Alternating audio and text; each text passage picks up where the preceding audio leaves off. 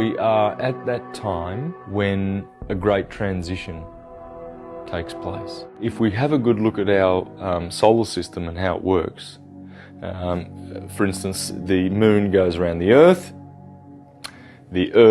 in turn is rotating and orbiting the sun. So it takes 365 days to go around the sun. Now our sun in turn is orbiting Sirius. Sirius being the brightest star in the sky and in the sector of Cancer, right near Gemini. It is in a binary with our star. And every 24,000 years we go around each other in a clockwise motion. Sirius and our sun have been going away from each other for the last couple of thousand years, and now they've turned the corner, so they're heading towards one another. As we reach the outer limits of that orbit, that elliptical orbit with our sun and Sirius, this is where the Iron Age is. The Golden Age is when they are close to each other, and then as they separate, they go through the Silver and the Bronze to the Iron Age. Well, that affects the consciousness of mankind, because we have 100% consciousness when the two stars are close to each other. The consciousness falls to 75%, 50% and 25%. We've not enjoyed full consciousness for a long time, and many of the gifts and abilities and powers that we once had. As we have turned the corner in the great orbit of our two suns, Sirius and our sun, as we have turned the corner and they are hurtling towards each other now, we have turned the corner from the Dark Ages. We've come out of the dark period because the suns have been pulled apart and their influence is weakened, and therefore our consciousness has dropped, and we're in the Dark Ages. Now they're pulling towards each other, bringing us to a higher consciousness, and that's nature.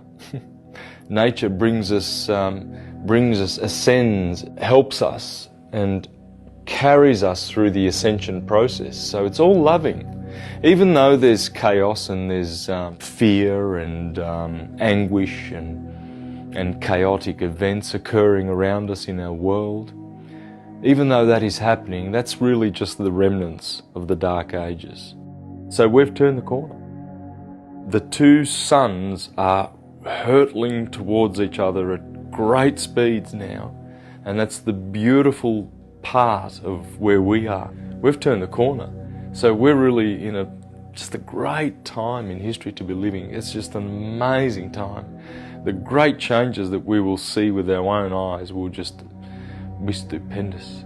We are actually just simply locked into a series of cycles, and it's the duty of every human being, when they're ready, to discover their own awareness, to take control of themselves. What is getting ready to happen is a positive thing. It's a step forward in an evolution. It's an awakening in consciousness. We have to go along with the change that's happening, as opposed to fear it and resist it. What is happening at this moment is discussed in all the Bibles and mythologies of the world. The ancient ones knew the cycles. The Hindus call these cycles the Yuga cycle of 24,000 years, in which we go through the gold, silver, bronze and iron age, just like we go through the yearly summer, winter, and the daily night and day. So we do this in the 24,000 year backward processional cycle. And we are at what the prophecies say is the time of the harvest, the time of the end of this wave of evolution of mankind, where certain ones ascend, awaken, remember who they are and reclaim their divinity. And we are now passing through a period in which an acceleration of consciousness is taking place. Everybody's benefiting from these finer conscious levels that we are arriving at, simply by means of where the sun is taking us. The earth itself is a conscious living entity. We're getting ready to evolve at a very fast rate.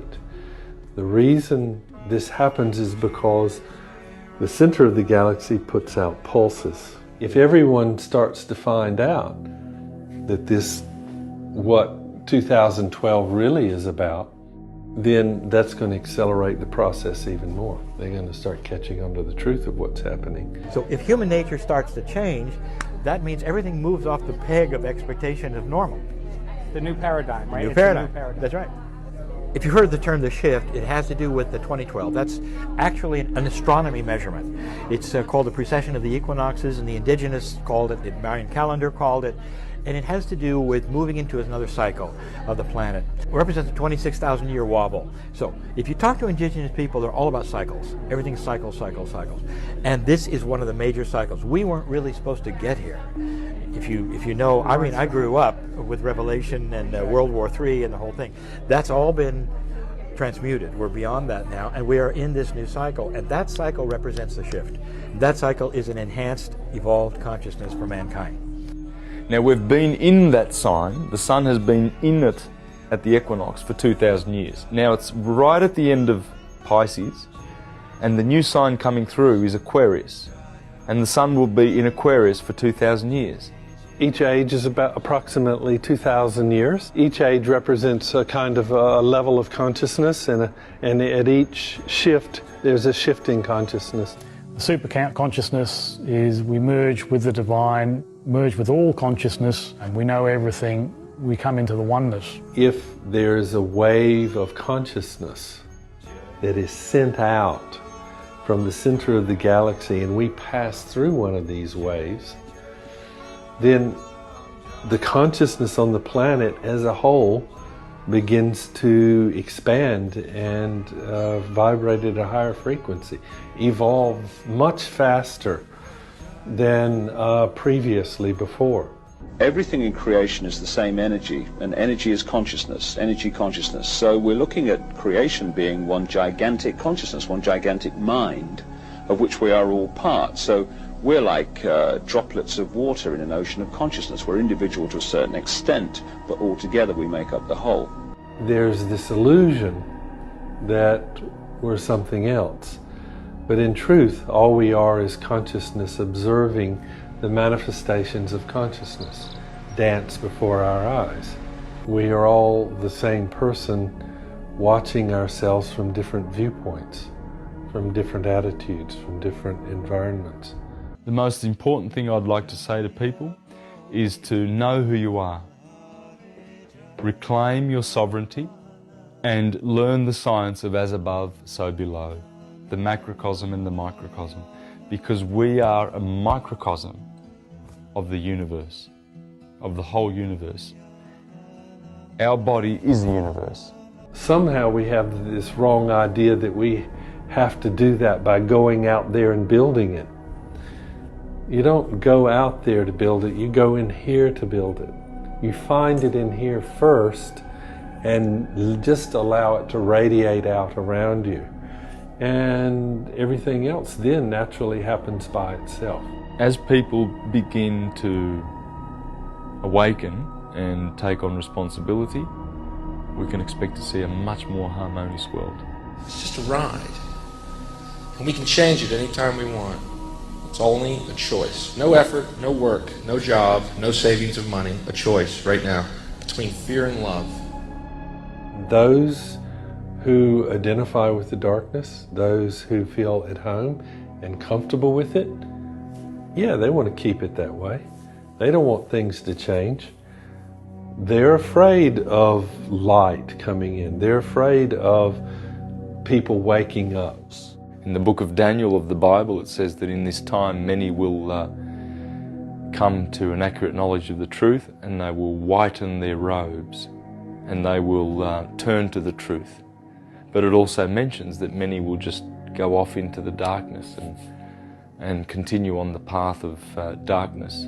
And the dead that shall arise, that the scriptures talk about, the dead shall rise, that's not dead in terms of in the tomb and then all of a sudden you you pop up out of the tomb as literalist Christianity try and teach. It's talking about that we have been dead in sleepfulness. We have been sleeping. Now as we learn this stuff and we remember the symbols now because we know what these mean, they've been lying dormant in the winter of unconsciousness for thousands of years. And the Romans went destroying the temples of Egypt and defacing their monuments and the hieroglyphs that they didn't understand. And the Christians, you know, they destroyed the Mediterranean's cultural, spiritual, hermetic heritage. Alexandria, the library was burnt. Israel, in Jerusalem, the temple of the initiates there was destroyed. Carthage, you know, she snuffed out all the lights so that she could rule in a fictional world for thousands of years. Now as we awaken and we reclaim our dominion, this science is essential. Astrology is the science of as above, so below. And it is the beginning of understanding who you are. When you realise that you are this, and you look up and you go, twinkle, twinkle, little star, how I wonder what you are. You know what the stars are. They're fountains of life. Society has allowed itself to be dumbed down. I mean, we're just as much to blame as they are for allowing it to happen. But unfortunately, there is an awakening happening now and people are starting to wake up. People are becoming more conscious of the fact that we need to change our habits and improve and take responsibility. That force, which is contracting awareness and consciousness, I think is starting to get a little bit nervous and a little bit afraid. It's worried, and because it seems like it's upscaling things, you know, as this consciousness revolution is starting to occur, it's upping the ante on its side of the scale too. It sees this awakening happening and it's very threatened by it. And it doesn't want it to happen. So greater and greater measures are taken. The elites and the power families realise that they are losing their grip on the system. The system is collapsing. And so they, naturally, like every organism, are trying to prolong their existence. Therefore, they try to keep fear out there and fear out there, but a lot of people are just not buying into it. And the reason being is because our sun is bringing us into the higher essences, the higher consciousness. And therefore, we refuse to go back. We can't. We can just climb up now. What was a kind of a willing, complacent dumbing down is now getting ready to turn into a big conflict between the forces in control who want to keep everybody as they were and this consciousness revolution who can't possibly exist on that level now that their eyes are open. We don't need their services. War, drugs, terrorism comes from these people. It doesn't come from terrorists. They are the terrorists. The Illuminati families are the terrorists. So all these things are their services. Let's just say no. But if you reject that and you say no to that, and you say, no, I choose something better, I choose something higher, and you start refining yourself, you start living in love instead of living in fear. And if enough people catch on and start doing that, then we'll turn the world into a Garden of Eden again. They see this consciousness happening and they're fighting it with everything they've got. And so they're trying to turn it into a negative thing as opposed to a positive thing, which is really what's occurring. If you continue to operate out of fear and continue to operate through the ego, then you'll continue to be controlled and you'll continue to be scared, have the shit scared out of you, and you'll continue to not have a clue about what's going on in the world and around you, or even inside you for that matter. The main thing you have to fear is fear itself. If you get sucked into the fear, it's going to put you out of harmony with actually what's happening, as opposed to a part of what's happening. If you want to be a part of what's happening, then you will not obsess with fear. It's possible people in that frame of mind could even get left behind. On the other hand, if they open up and accept it and become a part of it, then they become a part of an amazing transformation that's getting ready to occur. I don't think mainstream media wants everyone to realize that there is a mass awakening taking place. But yet everywhere I go and everything I see points to it. Everywhere I go, there's this enormous amount of enthusiasm and interest in yoga, meditation, not just Eastern things, but philosophy, workshops and things that are about self-awareness. People are opening their eyes and seeing what's being done to them. The Illuminati are afraid of losing all their power. So when 2012 arrives, they know that the energy grid, the evil, negative energy grid, which sustains them, won't be there to support them. They're standing in front of a tidal wave saying, I'm not going to get wet. They're going to get wet, and they're going to be affected by this consciousness shift too, whether they like it or not. Our concern is not to worry about the Illuminati at this stage. Our concern is to imbue our lives with bliss and love, because their time is up. It's over. And that's obvious. It's obvious to the awakened masses now. They're running for the hills, desperately trying to cling onto their empire.